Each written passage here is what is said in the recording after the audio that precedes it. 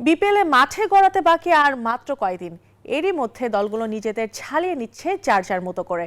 এবারের আসরে প্রতিটি দলেরই চাওয়া শিরোপা জেতা, আর তার আগে বেস্ট কম্বিনেশন বেছে নিতে চায় দলগুলো। আপাতত জাতীয় দলের ব্যস্ততা নেই, এখন সবাই ব্যস্ত বিপিএল নিয়ে। মাঠের লড়াইয়ের আগে প্রস্তুতিতে নিজেদের ঝালিয়ে নিচ্ছেন ক্রিকেটাররা। তাসকিন জাকেররা জাতীয় দলের দীর্ঘ সময় একসঙ্গে খেললেও বিপিএল এর কারণে তারা এখন একে অপরের প্রতিদ্বন্দ্বী। আসলে অংশ নেওয়া 7 দলের বেশিরভাগই শুরু করেছে অনুশীলন, তবে এবারও শুধু মিরপুর নয়, ঢাকার বিভিন্ন জায়গায় অনুশীলন করছে তারা।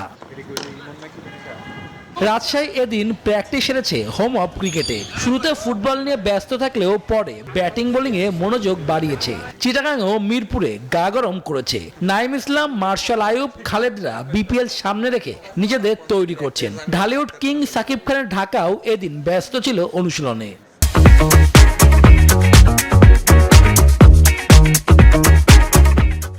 আমরা যে কোনো দিন যে কোনো টিমকে হারাতে পারি, আর টি-20 এমন একটা খেলা যেখানে আপনি কখনো পেন অ্যান্ড পেপার আপনি টিম করে রেজাল্ট বের করতে পারবেন না। তো মাঠেরটাই আসলে মেইন ফ্যাক্টর।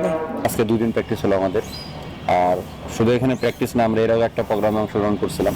তো আলহামদুলিল্লাহ টিমের যে পরিবেশ কিংবা টিমের যে চ্যাম্পিয়ন হওয়ার যে একটা মানসিকতা, এটা আমার খুবই ভালো লাগছে। কারণ যে টিম চ্যাম্পিয়ন হওয়ার একটা মানসিকতা থাকে, ওই টিমে পারফর্ম করার ইচ্ছাটা আসলে বেড়ে যায়। ডিফেন্ডিং চ্যাম্পিয়ন বরিশাল পিকেএসপিতে নিজেদের মধ্যে ভাগ হয়ে ম্যাচ খেলেছেন। তারকায় ঠাসা দল নিয়ে এবারও শিরোপার ফাইট দিতে চায় তারা।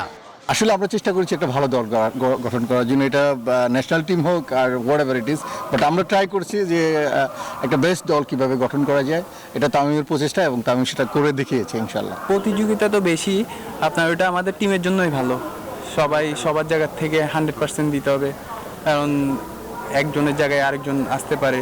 ওই জন্য আপনার প্রতিযোগিতা বেশি থাকলে তো আপনার কম্পিটিশনটা যখন ভালো হবে তখন টিমের রেজাল্টটা আলটিমেটলি ভালো হয়। টি-20 খেলার মধ্যে আমরা তো আল্লাহর মতো আমাদের টিমটা অনেক স্ট্রং।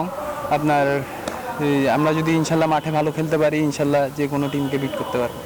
সিলেট স্ট্রাইকার্স এখনো শুরু করতে পারেনি মাঠের অনুশীলন। সব ঠিক থাকলে শনিবার থেকে তারা মাঠের অনুশীলন শুরু করবে। শুভদেবনাথ, নিউজ 24, ঢাকা।